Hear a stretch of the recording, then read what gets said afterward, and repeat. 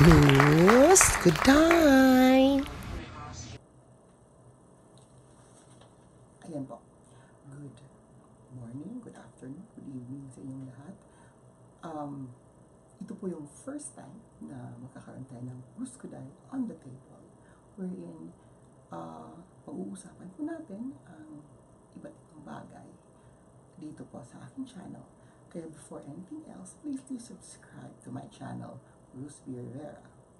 Ngayong umaga, or hapon, or gabi, we will talk about the legal aspects of bullying.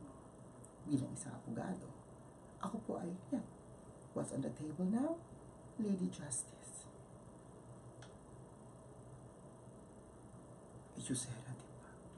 Pero, before anything else, try niyo po ito, mga kaibigan.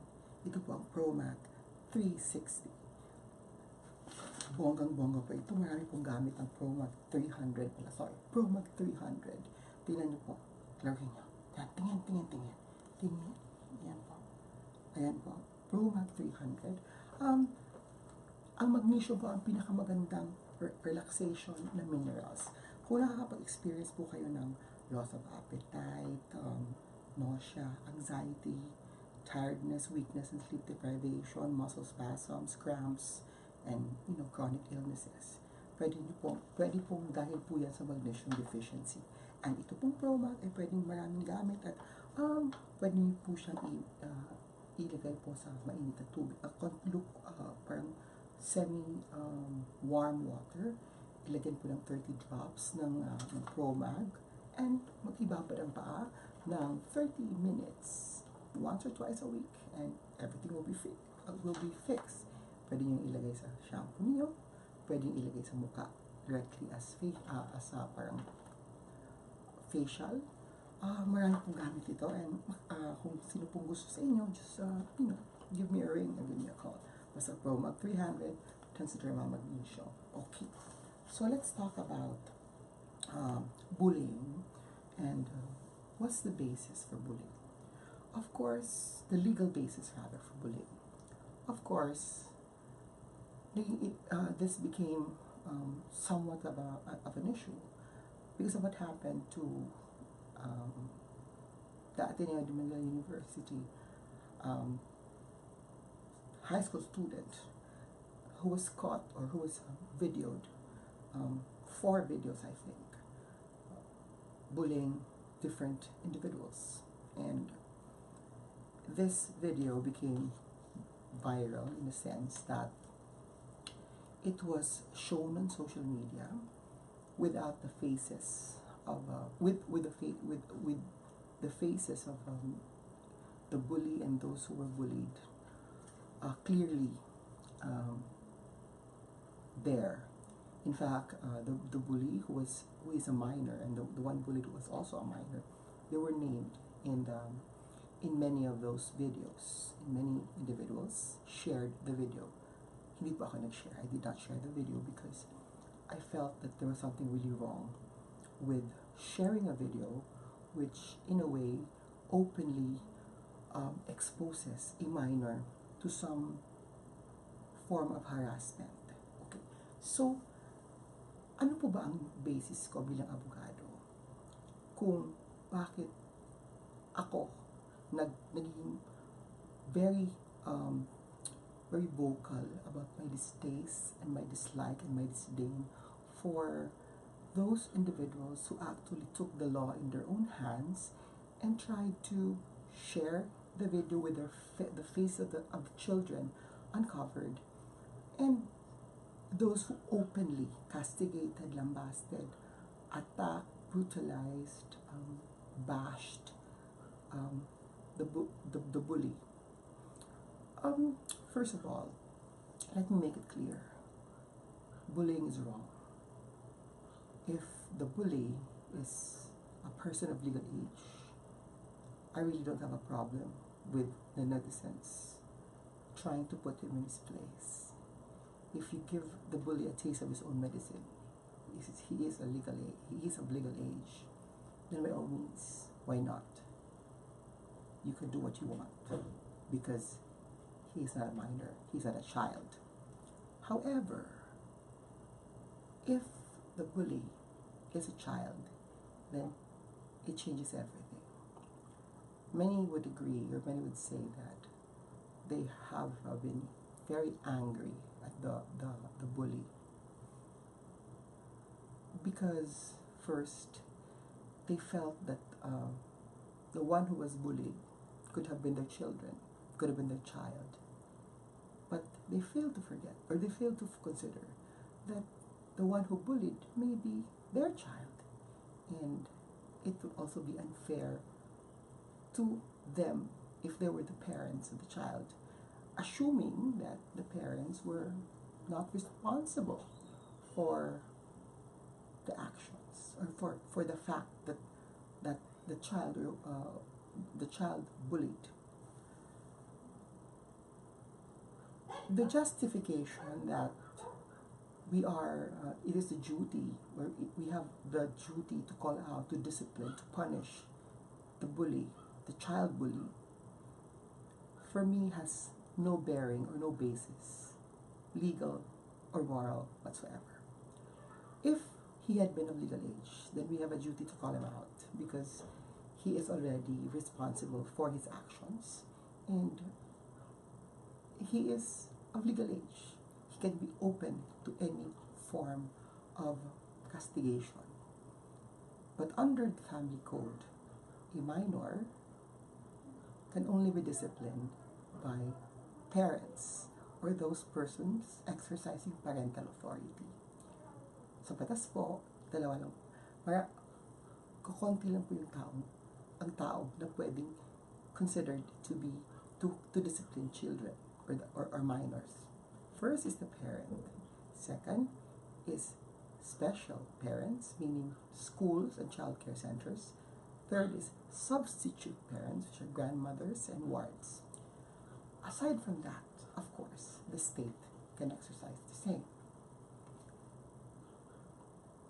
In this case, the child, when a child is in the custody of the parents, it is the parent who has parental authority. So, if the child commits an act outside of school, when the parent is supposed to be taking care of the child, then if the child commits violence, commits a crime, it is the parent who will be liable because it is the parent who exercises parental authority. In the case of Wendell Levy versus Intermediate Appellate Court, ang isang bata, ito 19-year-old na to ha, pero meron pa yung parental authority until 21 years old. Nakabaril itong lalaki, binaril ang sarili niya, binaril din yung anak, yung kanyang girlfriend. Of course, they both died. The parents of the girlfriend sued the parents of the boy who killed the girlfriend. The Supreme Court ruled that the parents is liable for the acts of the minor child. Ganun din po dapat ang mangyayari sa case ng bullying. It's supposed to be the parent. However, the time when the bullying occurred was during off-school hours. The child was in the custody of the school administration, and therefore, it is the school who has parental authority, and therefore the school is the one who should be liable if in cases that there are injuries that are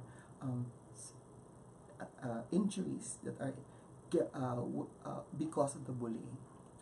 So, it is wrong for us to actually say that we direct our anger to the child. We should direct our anger to the school because it is the obligation of the school to protect each and every student within its possession or its custody. Masama ba ang ginawa ng bully? Oo. But he is a minor and he is a child. Therefore, it was wrong for every one of us to assume that we have the right to castigate him, to discipline him, to punish him. We can call out the school but we have no duty nor right to castigate and punish the child. So you might ask the question, what if there are two children, one is a bully, one is not, and you are there? What is your duty? Of course, your duty, if you are there, is to find a way for the situation to be stopped. Stop the bullying, try to separate them, and report the person who has parental authority, meaning the school. But wala tayo doon. And therefore, we have no duty to even insinuate some sort of an intervention. Secondly, what if it is the child who is bullying a person of legal age? What is our duty? Well, clearly, if we see that the child or the child bully is huge and he has overpowered the person of legal age, then it is our duty to stop or separate the two. Because, of course, we cannot punish the child because remember, under the law, under the juvenile justice law, the child has no criminal liability, only civil liability. And again, you can only, it's not, no crime has been committed, but it's our duty to separate them. However, if it's clear that the person of legal age allowed himself to be bullied because he's not overpowered, he just simply did not act on it, can we interfere and take the side of the person who is of legal age and the one who's bullied? We cannot. It is my opinion that if that is the case, it is his decision, it is his fight, and therefore, if he chose not to react and not to do anything, kahit na sinasampal siya, wala ka din magagawa. Kasi legal age na siya. You cannot take away that decision from him or her. However, let us reverse the situation wherein it is a person of legal age who is actually bullying a child. Similar to what people have been doing in social media, calling him names, trying to post his picture, trying to demean him, trying to call him a killer, trying to make him feel bad about himself. Yes, I know you're angry. Yes, sometimes, it's your opinion that he deserves it. And, well, a little part of me is saying he does. What is our duty? Our duty, guys, is to stop it. Why? Because the act by itself, the act of a person of legal age bullying a minor or trying to demean, trying to lambast, trying to castigate, trying to be cruel to a minor is a criminal offense. And therefore, if we do not do anything about it, we are what? We are accomplices in a crime because a crime has been committed and we did not stop it. So, if you are going to ask me why I am taking the side of caution in this case, wherein we have, yes, it is important that we shared that the video was seen. It was important that people knew about it, but it was wrong to not cover the faces of these individuals because it opened the doors of attack to a child. And even if how bad we see the child, even if we see that the child should have been, bad things should have been done to this person, at the end of the day, he's still a child. And we are committing child abuse. Thank you.